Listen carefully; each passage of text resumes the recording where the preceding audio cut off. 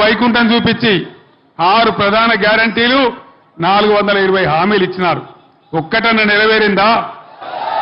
ఒక్క free bus మాత్రం చేసినారు ఆడవాళ్లకు. దాంతోని వాళ్ళు జుట్లు ముడేసుకొని కొట్టుకుంటా ఉన్నారు.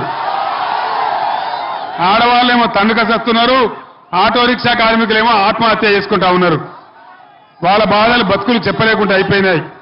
ఈ విధంగా అది ఒక్కటి తప్ప ఏ ఒక్కటి కూడా చేయలే. ప్రతి మహిళకు 2500 రూపాయలు వచ్చినాయా? రాలేదా? మీలో కొందరు రైతులు కూడా ఉండవచ్చు. రైతు బంధు వచ్చిందా? అది కూడా రాలే. వ్యవసాయ కూలీలకు 1200 రూపాయలు వచ్చినాయా? 2 లక్షల రుణమాఫీ అయ్యిందా? కాలేదా? మహిళలకు 2500 వచ్చినాయా? పెన్షన్ 2000 పోయి 4000 అయిందా? 4000 కాలే కానీ పాత 2000నే ఒక నెలది కోత కోసినారు.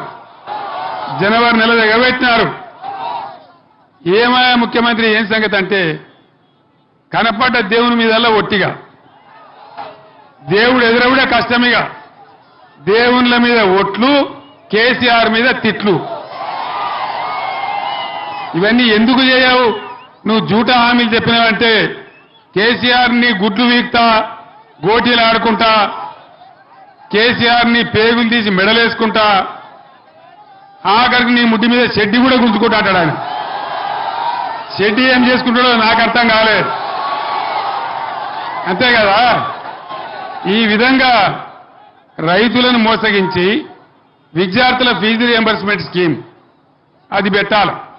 5 నెలల నుంచి రూపాయి కూడా ఇస్తలేదు. సోషల్ వెల్ఫేర్ హాస్టళ్లలో కలుషిత ఆహారం తిని విద్యార్థులు హాస్పిటల్ల పాలవుతా ఉన్నారు. దాన్ని పట్టించుకునే గతి లేదు. మనం ఆనాడు పేద పిల్లలు చదువుకోవాలని, విదేశాలకు పోవాలని, పెద్ద చదువులు వాళ్ళకి రావాలని అంబేద్కర్ పేరు మీద, జ్యోతిరావు పూలే పేరు మీద 20 లక్షల స్కాలర్షిప్ ఇచ్చినాం.